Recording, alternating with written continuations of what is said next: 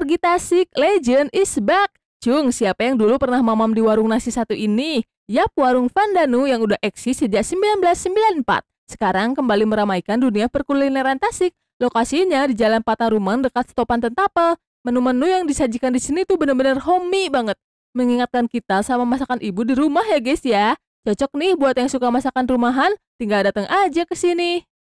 Banyak pisan varian rencang yang bisa dipilih, bebas dipilih sesuai selera kita. Ada ikan nila acar nih buat yang suka makan ikan. Ada paru goreng andalan Vandanu, juicy dan gak bau loh guys.